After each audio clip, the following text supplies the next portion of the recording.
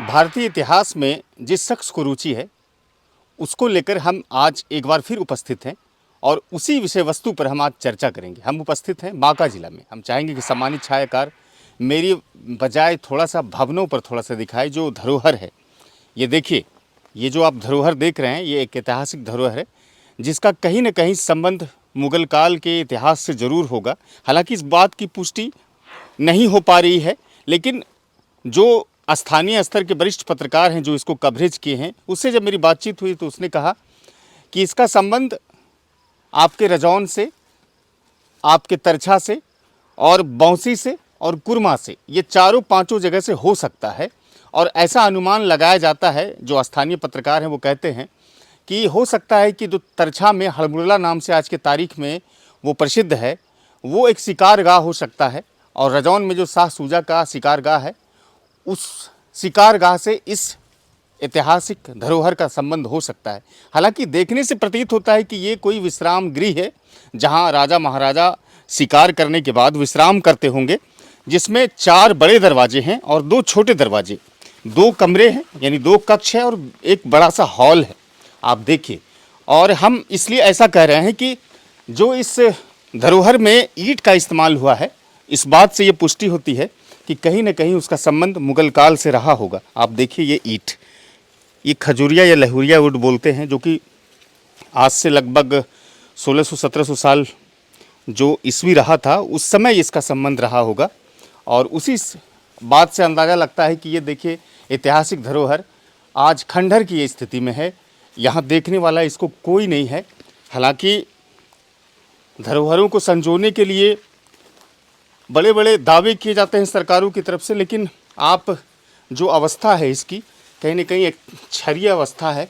आप देख सकते हैं तस्वीरों में कि देखिए ये ऊपर में जो है वो ताखनुमा टाइप का एक मेहराब टाइप का बनाया गया है, जो कि 1 2 3 4 5 6 7 8 यानी 16, हर कमरे में 16 मेहराब टाइप का है, जो कि कहीं न कहीं आर्क, जो आज की तारीख में बोलते हैं आर्क, जो डिज़ाइन है वो है। और नीचे ताक है, काफ़ी खंडर स्थिति में है। और ये धोरिया प्रखंड के अंतर्गत सीवनचाक गांव से कुछ दूरी पर है।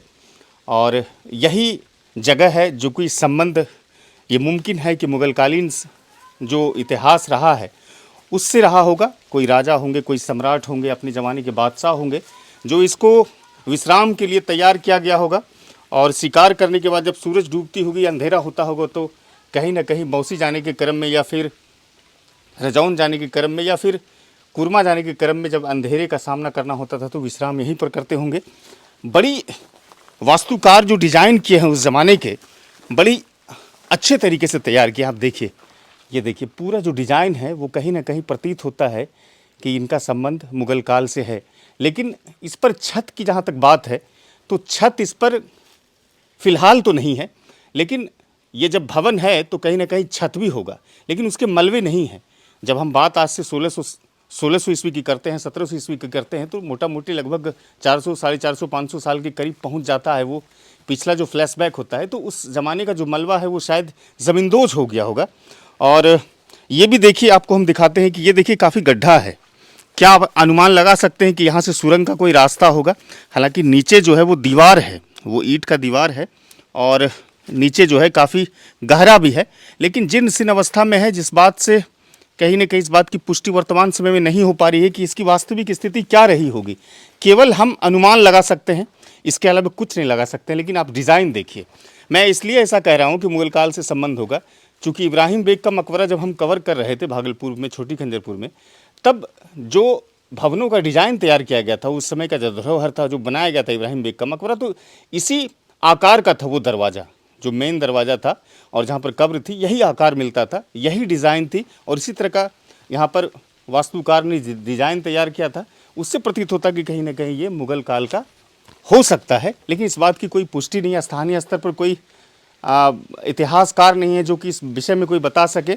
और बड़ी अजीब इत्तेफाक है, लोकल लोग भी इस विषय में बहुत ज़्यादा नहीं जानते। जब मेरी कुछ बच्चों से बातचीत हो रही थी जो खेत खलिहान आते हैं, तो उसने कहा कि ये सरकारी भवन है, सरकारी दलान है, इसको हम लोग सरकारी कहते हैं। लेकिन सरकारी कैसे कह सकते हैं इसको हम? बताइए कि सरकार की नज़र भी इस पर नहीं है। और जो पुरातात्विक विभाग है उसकी भी नज़र कहीं ना कहीं नहीं है।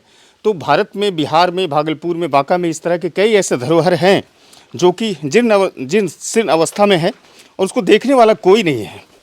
हालांकि भारत का इतिहास तो काफ़ी गौरवशाली इतिहास रहा है। ये दूसरा कमरा है, देख लीजिए आप, ये दूसरे कमरे में वही डिज़ाइन है, लेकिन यहाँ छोटे छोटे देखिए बने हुए हैं ताक, देख लीजिए ये छोटे छोटे ताक बने हुए हैं, कितना खूबसूरत है ये। लेकिन इस बात की कहीं ना कहीं अफसोस भी है कि ये तस्वीरें कहीं बदसूरत पेश कर रही है। जो अवस्था है वो सही अवस्था नहीं है। ये धीरे धीरे कहीं ना कहीं लापरवाही के कारण गिर जाएगा। दीवारों में आप देख लीजिए काफ़ी छेद हो गया है, ये काफ़ी छेद है और ये कमरा ये पश्चिमी दिशा में है और छेद हो गया है, देखिए काफ़ी अच्छी स्थिति में नहीं है, बिल्कुल भी नहीं। और मेरा मकसद बस वही था कि ऐसे ऐतिहासिक धरोहरों को हम आपके सामने लाएं और इस पर चाहे कोई सामाजिक संगठन हो या फिर सरकार की नज़र तक हम इसको प्रस्तुत करें, पहल करें, ताकि ये बच सके और इसका ऐतिहासिक जो महत्व है वो सबके सामने आ सके।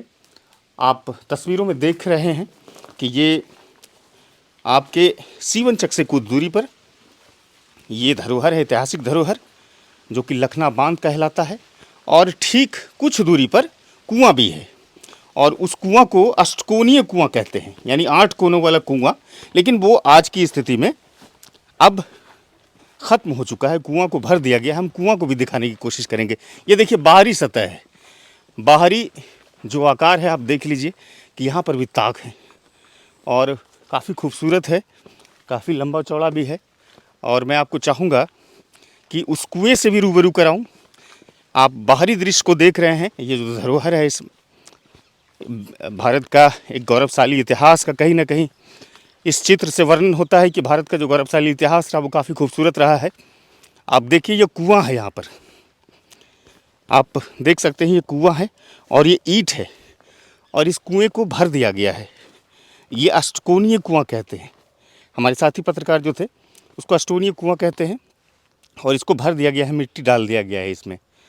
तो कहीं ना कहीं आसपास का जो इलाका रहा होगा वो एक ज़माने में जो मुग़ल शासक थे उनका यहाँ आना जाना रहा होगा और वो इस इलाके को पसंद करते होंगे, चाहे शिकार के दृष्टिकोण से या फिर कभी कभी छुट्टी के दिनों में, अवकाश के दिनों में विश्राम करने के दृष्टिकोण से यहाँ पर आते होंगे। ये बाहरी दृश्य है, आपको हम बाहर से दिखाने की कोशिश कर रहे हैं। कितना पुराना हो गया है कि आप देखिए इसमें पीपल का पेड़ भी उग गया है और वो पीपल का पेड़ काफ़ी अब पुराना हो रहा है। ये काफ़ी जीर्ण अवस्था में है, लेकिन नज़र इस पर नहीं पड़ी है अभी तक।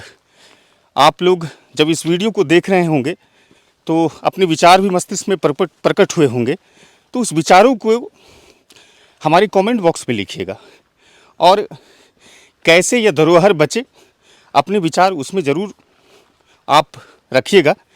हमारा प्रयास कैसा लगा वो भी आप रख सकते हैं और हमारी इस मेहनत को आप वीडियो को लाइक, शेयर और कमेंट करके मेरे हौसले को बढ़ा सकते हैं। यूट्यूब के भी मैंने लिंक दे दिए हैं फेसबुक पर, आप उस लिंक को खोलेंगे, सब्सक्राइब करेंगे और स्वतंत्र पत्रकारिता को सहयोग देंगे ताकि लोकतंत्र में ऐसी आवाज़ें दबे ना। फिलहाल मैं इस वीडियो को ख़त्म करता हूँ, मिलता हूँ ऐसे दूसरे नए वीडियो में एक नए सेगमेंट के साथ।